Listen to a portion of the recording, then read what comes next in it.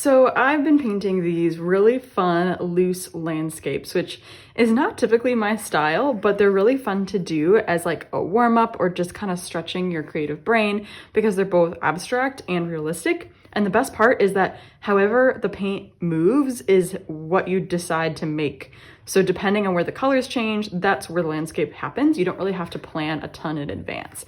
The easiest way I see to do it is to either do kind of a mountain and a foreground of hills or an ocean and a foreground of hills, because that's the easiest transition of colors, but you could really do a lot of playing with color theory. So I'm gonna do one of these types of color schemes today. Maybe in the future I'll do some with some other colors, but this is a kind of guaranteed awesome result. So let's try it.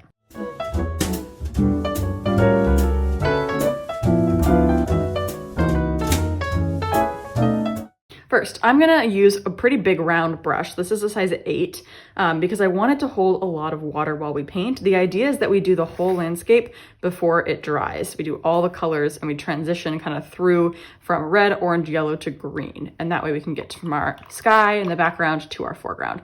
So I'm gonna kind of wake up each of my colors. I typically work from a dry paint palette, meaning my paint dries in between. I don't squeeze out new paint every single time. You might also notice I don't really clean my paint palette because I kind of like muddy colors when I'm doing my realistic landscapes.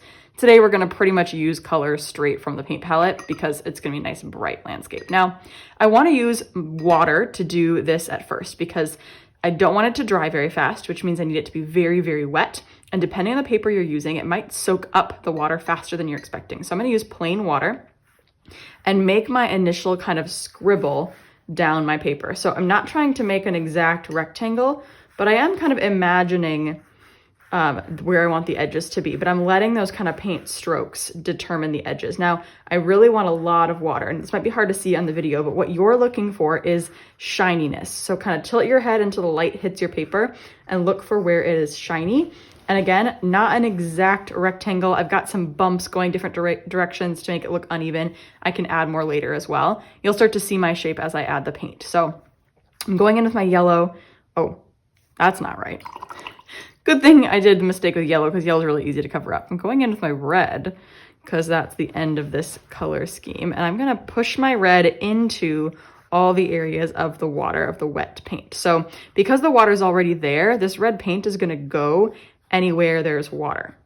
Then I'm gonna wash my brush and transition to a little bit of orange. Now I technically could skip the orange and go straight to yellow because wherever the yellow and red mix, it'll make orange. And in fact, I kind of wish I did that because that orange is really strong. So I'm gonna go in with my yellow.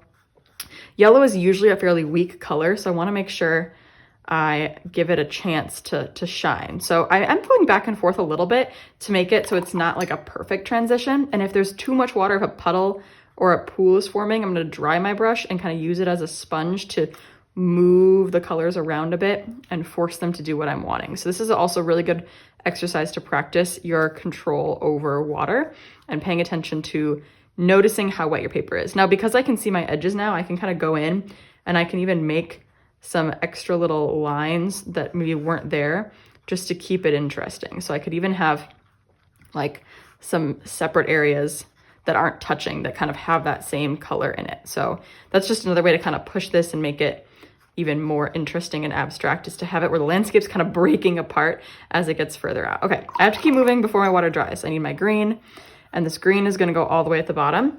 Now, I would like to have 2 kind of greens to make some more interesting landscapes. So I'm gonna keep my plain green way at the bottom, and then I'm gonna kind of let my green mix with the yellow a little bit to make a more yellow green. And that just creates kind of 2 parts to my landscape, which I think makes it a bit more interesting to look at, because I could have like a really close foreground and I could have a distant kind of background. Okay, and I'm gonna again do those kind of little like blobs off to the side just to keep it interesting. Now, this is really all I need to do, but it's pretty flat and I kind of want to put some mountains in. So I'm gonna get just a little bit of like muddy brown and just kind of throw in, or maybe even some gray black, a little bit of kind of a mountainy shape. This is where I can kind of force it to be a landscape. It's still super wiggly and bumpy and not even, it doesn't look like a mountain, but all I did was make 2 kind of triangle shapes that I can then use my pen and trace over and actually make them really look like a mountain. And so I'm really just doing a little bit of planning now. Now I kind of wish like this hill had a bit more angle to it. So I'm going to kind of force that gray brown thing down a little bit at an angle. So now I can kind of later when I go in and trace that, I can kind of make it look more like a hill. Now what I'm noticing is all my color is going to the edges. And if it dries at different speeds, I'm going to end up with some blooms. And I'd really like to avoid that for this piece. So I'm going to dry my brush and just kind of pull some of that water in from the edges so that I don't have any actual pools of paint. I'd like it to be an even amount of color. Okay, then you could let this naturally dry. I like to speed things up, so I'm going to use my heat gun to dry it, and then we can do our pen on top. Okay, so it's all dry. Now I was able to avoid really any major blooms. I've got a little bit in here. The reason, or the way I was kind of trying to avoid that, was really paying attention to drying the wettest parts first. So as it was drying, I noticed like a big area start to dry pretty fast. So I moved my heat gun and tried to keep it away from the area that was already drying so that I could catch up the part that was wet. So kind of finicky when you're working with a really like watery, puddly wet area. And when you really want it to be smooth, you have to pay attention to those things. But it worked out fine. If you do end up with some blooms, you can either turn those mistakes into masterpieces, outline them, make them part of your landscape, or you can kind of try to smudge them away by getting the edges wet and smearing them. That sometimes works, it sometimes doesn't. So that's information I'll have in my beginner watercolor class that's in the works. Not quite out yet when I've made this video, but maybe it's out by now when you're watching it. So just keep your eyes out for that. I talk through all sorts of easy ways to fix mistakes and things in watercolor. So now it's time to draw. I'm going to be using my Micron pen. These are like one of my favorites to draw with. They're waterproof, so you can actually use them before drawing or before painting, but you can also use them after, of course. I'm using the PN size, and the difference, I did not know these existed for a long time. A coworker showed them to me, and they have like a pen tip, so they're much harder to like break or bend. The other ones you might see have kind of like a cylindrical stick, and they just can get bent easily, and so I like these. But these are only one size, so if you like a variety of lines, check out the other sizes. Now, here is the fun part. You're gonna look for a landscape in your blob. Now, I tried to put some mountains in there so I can kind of search for those, and I'm gonna try to follow somewhat the edge of that gray brown shape that I created and just turn that into a mountain. Now, this is where like some line drawing will come in handy. So I'm gonna do some kind of perspective to show that one mountain is in front of the other. Maybe I'll do some sort of shadows by adding some kind of scribbly, wiggly lines to one side. I'll do that to both sides. I have a video on how to paint mountains and make them look 3D. So if figuring out where to put shadows on a mountain is intimidating to you, highly recommend that one. It's super easy and I break it down into some very basic steps. So check that out if you're not sure why I put shadows where I just did. And then as it gets closer, I'm gonna look for that kind of hill line. So I kind of swiped it across like this. Now that I know where that is, I can either put another one in or I can kind of make this mountain come closer. But I think that would be a lot of mountains. So I'm gonna add another hill kind of in the distance. So the fun part about this is you're just gonna kind of make it up as you go, which is a lot of the fun, is just to create an interesting design with line. So playing with line.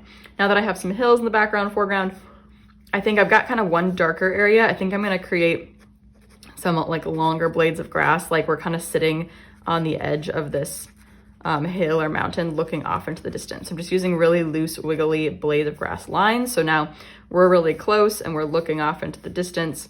And maybe I'm gonna have some tree lines so I can do some little wiggly pine trees just with some triangular scribbles.